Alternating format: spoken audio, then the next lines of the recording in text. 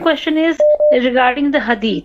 Now, recently we come to know the hadith that we have been hearing. For example, a woman throwing trash on Prophet Muhammad Sallallahu Alaihi Wasallam is not even a hadith, or some other thing that we hear that about the spider spinning the web, weaving a web, and this is also not authentic. So I just want to know that, like the hadith that we have been hearing for the past 15 years and from reputed scholars. So how come like one day we come to know it's not been authentic? So especially when it's coming from a scholar, like if a layman says no problem, but if a scholar is saying and we're hearing this, so where did they go wrong and how do we protect ourselves from this? Like to know that this is.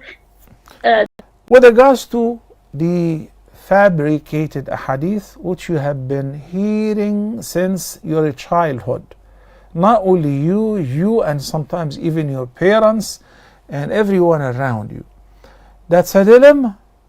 And some of these hadith, not only that they're weak, they're fabricated, they're not mentioned anywhere.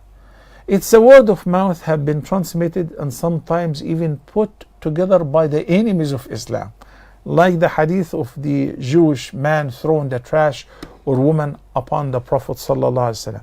It is not even a hadith.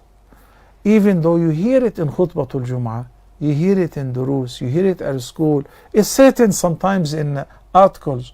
But when you say, how come the scholars, reputable scholars, repeat this hadith, please allow me to disagree with you.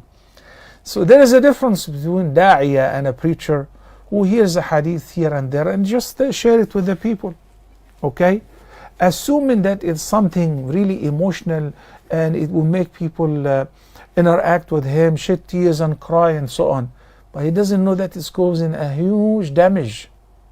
Causing a huge damage.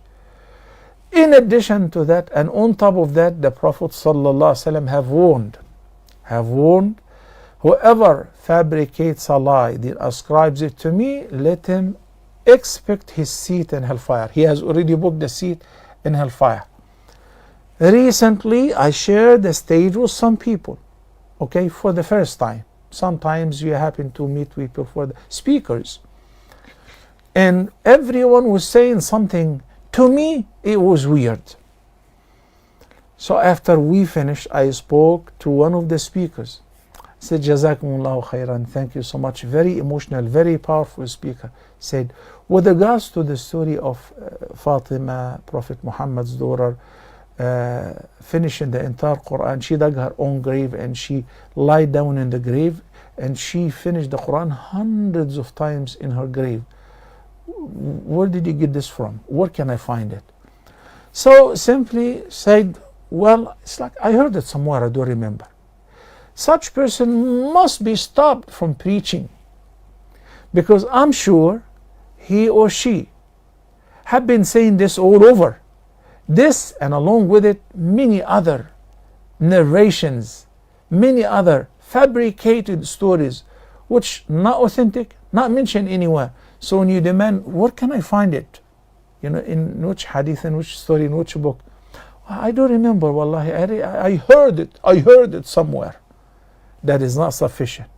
In the past, that was pardoned because some school teachers said it to the students and they believed them when they were young. So they keep repeating it as if it is authentic.